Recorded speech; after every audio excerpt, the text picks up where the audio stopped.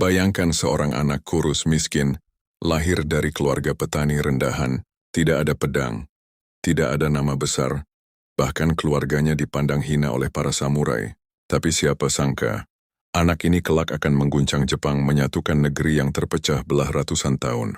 Toyotomi Hideyoshi lahir pada tahun 1537 di desa Nakamura, Owari tanpa silsilah samurai. Ayahnya hanya seorang prajurit rendahan, yang kemudian jatuh sakit dan meninggal muda. Ibunya, seorang wanita sederhana, membesarkan Hideyoshi dengan penuh keterbatasan. Sejak kecil, ia sering diremehkan karena tubuhnya kecil, wajahnya dianggap jelek, dan status sosialnya rendah. Tidak ada tanda-tanda bahwa ia akan menjadi seseorang yang besar. Namun ada satu hal yang menonjol. Otaknya yang cerdas dan lidahnya yang tajam.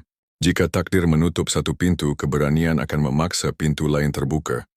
Hideyoshi membuktikan bahwa kelahiran bukanlah penjara. Di masa mudanya, Hideyoshi merantau tanpa tujuan jelas. Ia sempat bekerja sebagai pelayan kuil Buddha, lalu menjadi buruh bahkan penjual sandal.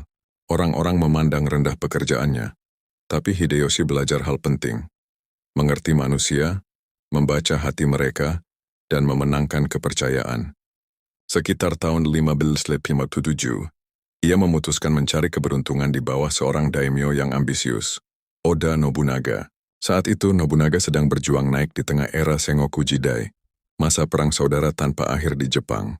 Hideyoshi, tanpa status samurai, hanya masuk sebagai pembawa sandal. Tapi kesetiaan, kecerdikan, dan kelihayannya membuat Nobunaga terkesan. Dari bawah sekali, ia mulai naik perlahan, bukan dengan pedang, tapi dengan otak dan diplomasi. Samurai lain beradu pedang, Hideyoshi beradu otak. Dan otak lebih tajam daripada pedang manapun. Hideyoshi mendapat julukan saru atau monyet karena wajahnya yang dianggap jelek dan tubuhnya yang kecil. Tapi julukan itu tidak membuatnya hancur. Sebaliknya, ia menjadikannya bahan tawa untuk mendekatkan diri pada orang lain. Dalam perang, Hideyoshi menunjukkan bakat luar biasa sebagai organisator. Ia ahli membangun benteng dalam semalam, menyuplai logistik pasukan, dan menyusun strategi yang membuat lawan terkecoh. Salah satu kisah terkenalnya adalah saat ia membangun benteng Tsunomata hanya dalam satu malam. Musuh yang melihat benteng itu berdiri seakan muncul dari udara, langsung ketakutan. Dari situlah namanya mulai diingat. Di balik kebesaran seorang penguasa, sering ada tangan tak terlihat yang menggerakkan kemenangan. Tangan itu adalah Hideyoshi. Selama bertahun-tahun, Hideyoshi setia mendukung Nobunaga. Ia bukan samurai elit, tapi menjadi salah satu jenderal paling dipercaya. Bersama Nobunaga, ia menaklukkan provinsi demi provinsi, mematahkan klan-klan besar, dan membawa Oda Nobunaga hampir menyatukan Jepang. Namun nasib Nobunaga berakhir tragis. Tahun 1582 dalam peristiwa Honnoji, Nobunaga dikhianati dan dipaksa bunuh diri oleh bawahannya, Akechi Mitsuhide. Kekacauan melanda, semua berpikir akhir dari klan Oda sudah tiba. Tapi Hideyoshi bergerak cepat. Dengan kecerdikannya, ia mengalahkan Mitsuhide hanya dalam waktu 13 hari pada pertempuran Yamazaki. Dari seorang bawahan, ia kini menjadi penerus impian Nobunaga. Dari sandal Nobunaga, kini ia memakai sandal emas sendiri. Dari bayangan, ia berdiri di cahaya panggung sejarah. Hideyoshi perlahan naik menjadi daimyo paling kuat di Jepang.